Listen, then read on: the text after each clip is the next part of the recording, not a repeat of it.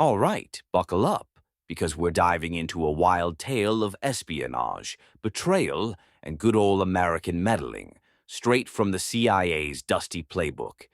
This is the story of Operation Ajax, the 1953 coup that flipped Iran upside down. So, picture this.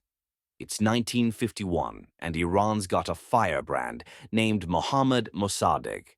He's a wiry, bald guy with a penchant for dramatic speeches and a pesky habit of wanting to keep Iran's oil for, Iranians. The nerve.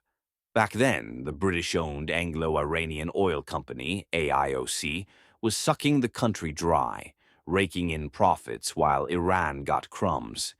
Mossadegh, being the buzzkill he was, nationalized the oil industry, effectively telling the Brits to shove off.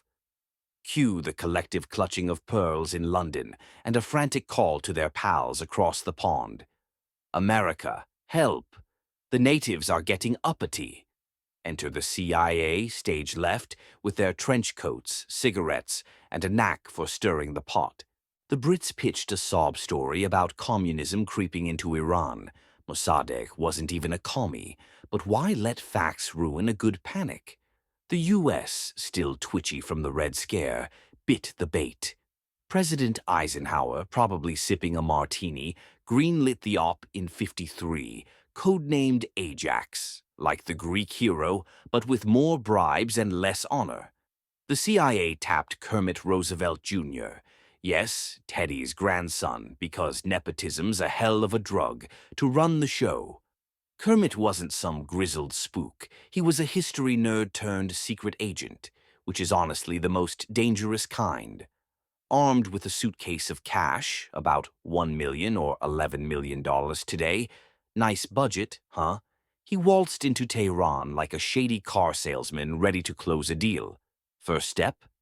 Chaos. Kermit's crew hired thugs to stage riots. Think paid protesters with extra steps. They trashed shops, waved fake communist banners, and made it look like Mossadegh was losing his grip.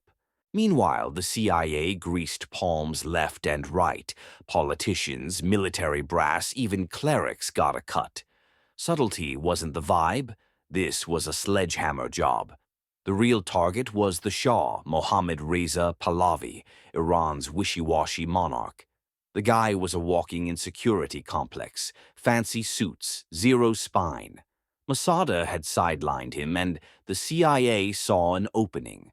They propped him up with promises of power and probably a few stiff drinks, convincing him to sign a decree sacking Mossadegh. Problem was, the Shah got cold feet and hightailed it to Baghdad when the first attempt flopped. Kermit must have been popping aspirin like candy. But the CIA doesn't quit when it's knee-deep in its own mess. They doubled down, flooding Tehran with propaganda, fake newspapers, radio blasts, the works, painting Mossadegh as a dictator in bed with Moscow. Never mind that he was democratically elected and just nationalized Iran's oil. Details, schmeetails.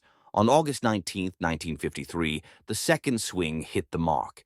Tanks rolled in, loyalist troops stormed Mossadegh's house, and after a firefight that left bodies in the streets, the old man surrendered.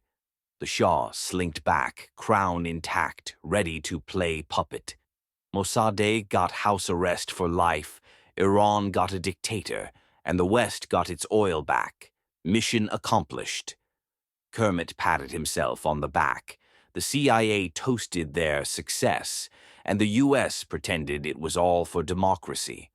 Iran's been salty about it ever since, and that little stunt planted seeds for the 1979 revolution. Whoops. So there you have it, a masterclass in screwing over a country with style, cash, and a smirk. The CIA, because when you can't win fair, you rig the game. How's that for a bedtime story?